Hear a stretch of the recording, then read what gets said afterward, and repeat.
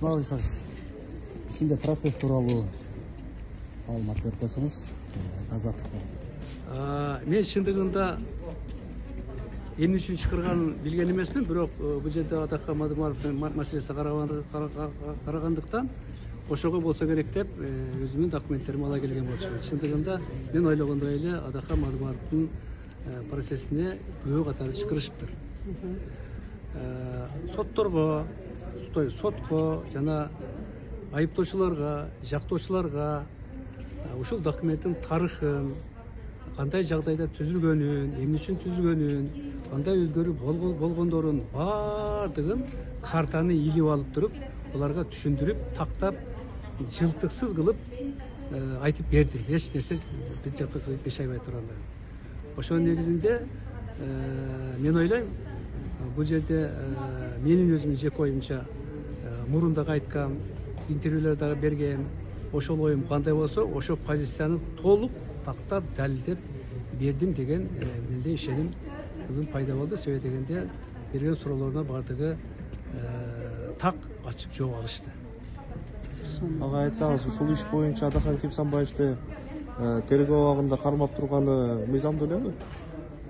Мен ойлойм, туура эмес.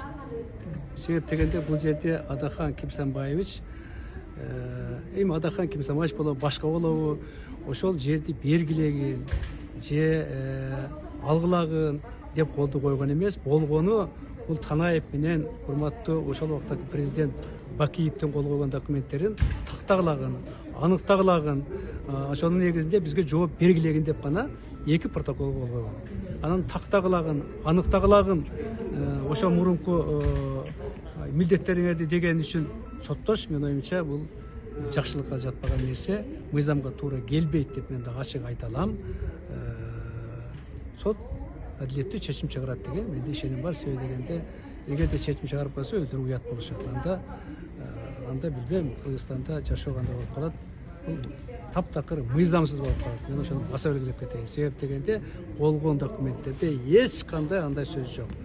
Бул сөздөрдү ошол жер берилсин, ошол жер алмашылсын деп Танаев 2009 жылы 18 майда колду коет. Анан кийин ага өзгөртүү киргизип, азыр илине турган, күрчөк илине турган сөздү жаздырып коет. Ошонун мурунку 18 майдагы 2009 жылдагы келишимди жокко чыгарып туруп, 2009 жылы 22 июлда 2 ай 4 күндөн кийин кайтып ошого өзгөртүү киргизсе бир сөздү кошуп коет да, жанакы сөздү алып коет. Мына ошонун негизин, ошону гана тактагалагын, аныктагалар деп Адакхан 2009 жылы барганда мындай талап гана кылып колду коюп келген да. Адакхан Кимсанбаевич айтмакчы, бул саясий иш дегенге кошуласызбы? Эми ошондой болуп атпайбы? Ошондой деген ойго ушундай процесс түртөт да. Андан башка эмнеге түртөт? Кеп азыр мындай да, кеп Адакхан Кимсанбаевич эмес. Кеп биз азыр мыйзамдуулуктан. Биз ошо мыйзамдуулукка карайлы. Ким бул? Эртең Адакхан Кимсанбаевичтин ордуна башка фамилиялар болуп калышы ыктымал. Ар кандай фамилия, эми айтпай эле коелу. Андан кийин мыйзамга туура келбеген, далилденбеген, туура эмес нерсе боюнча иш алып барыш, мен оюмча кичине ал эч нерсеге жакпайт да. Анан Кыргызстандын авторитети эл аралык деңгээлде төмөндөй баштайт. Анан биз кысымга учурайбыз.